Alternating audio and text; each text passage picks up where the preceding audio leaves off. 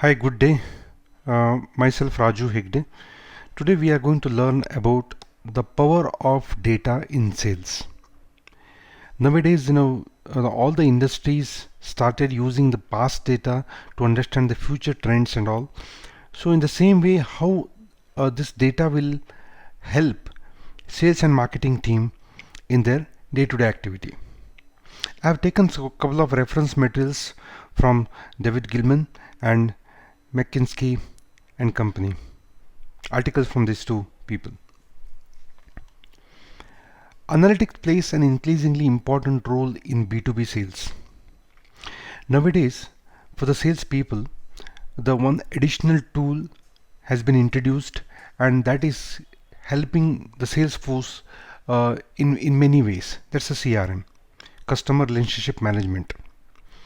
Data science will take the data from the CRM. As mentioned here, companies have a lot of historical data in their CRM database.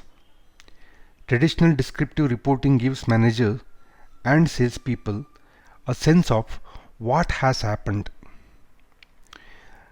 Data science holds the potential to unlock CRM data to predict what will happen. Always salespeople have a dream, and for everyone who is in the sales team have a dream to get a more order with less efforts. So in this step, analytics and data science plays very important role.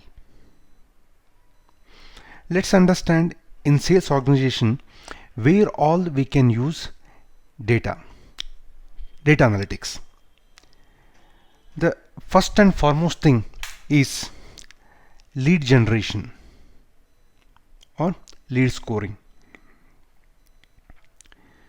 and then we have match the people, like talent and people management, HR management also they use analytics, and pipeline management and forecasting. For this also they use analytics, and cross sell, upsell, and churn reduction, customer churn reduction, maximize customer lifetime value. This comes under headings of maximize customer lifetime value. Here also we use analytics. Get the right price. Here dynamic pricing, dynamic deals scoring, A and B price testing. These are the fields where they are using data analytics. The first one in this is lead generation.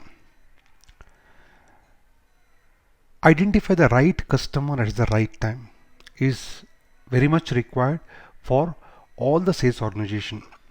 So analytics is well suited to improve the accuracy of lead generation and automating pre-sales processes. Many companies already use historical market information to develop a detailed view of each area sales prospects. Some companies are pushing this further by introducing lead scoring algorithm based on detailed and granular data set on each of their prospects. Get the right price.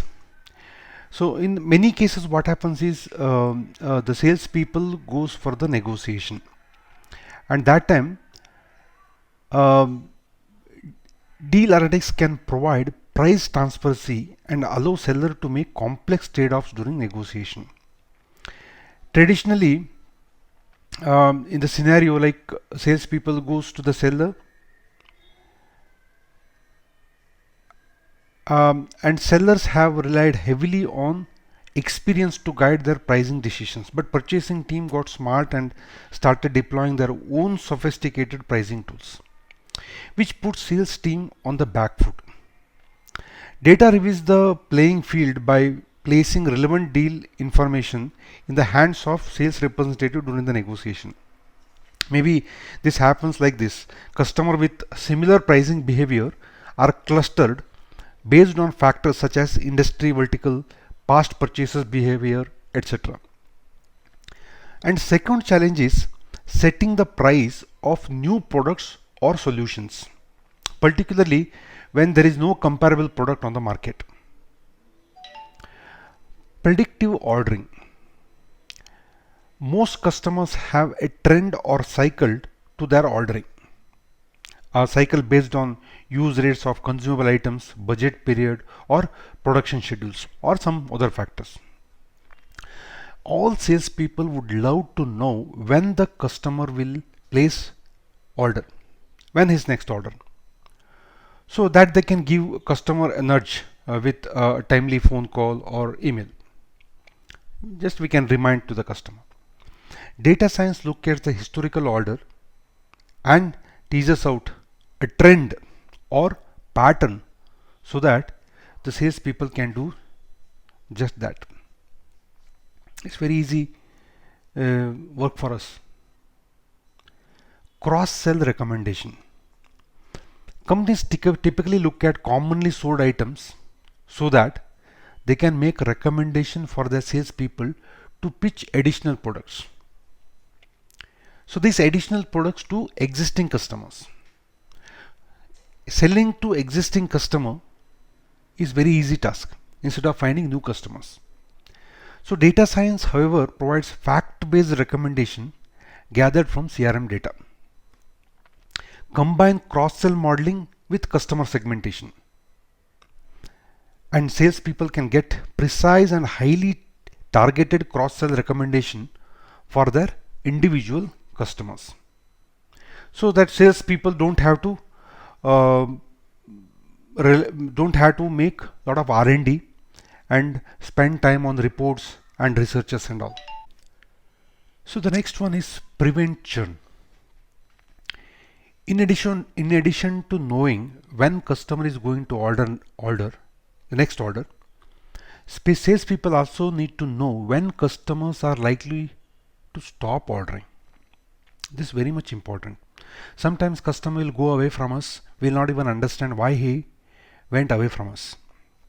So data science algorithm analyze CRM data for the characteristics of customer who have stopped being customer, including patterns of communication and ordering. So it can then compare characteristics and changes over time to existing customers to predict which customers are likely to end the sales relationship. So the next one is chatbots and robotic salespeople. So chatbots are very much popular in nowadays. So salesperson less selling is becoming more widespread. So chatbots automate interactions with the customer through online chats or email responses. Currently, algorithms that read sentiment and meaning often lack finesse, but their accuracy is improving rapidly. Data science adds sentiment analysis to CRM data to recognize the tone and meaning in customer communications. Responses can be generic or tailored by systems. This chatbots concept is very much popular in nowadays, and hopefully in coming days every sales organization will adopt this system. So how analytics works? Initial stages in this particular process is gather data, internal and external data sources. So data might come in the sales organization anyways, like it may be emails, it may be customer purchase orders, it may be sales transaction data, the many things related to the business. And the next, this data will go to analytics talent. So this analyst will identify the parameters or attributes required for further analysis. So he will take those attributes depends upon his probabilistic statement, what he wants to analyze from that particular data. So he will take only those data to the next stage, and he will use couple of analytic tools and technologies, and he will arrive the patterns or trends. So these patterns or trends are the drive actions. So he will share these patterns or trends with the sales workflows. So then salespeople apply this on the field or on the on business, and continuous improvement. If any changes is required, or the some communications what we do after analytics, if that is required little bit of changes, again the analyst will make some changes in that. This will happen continuously.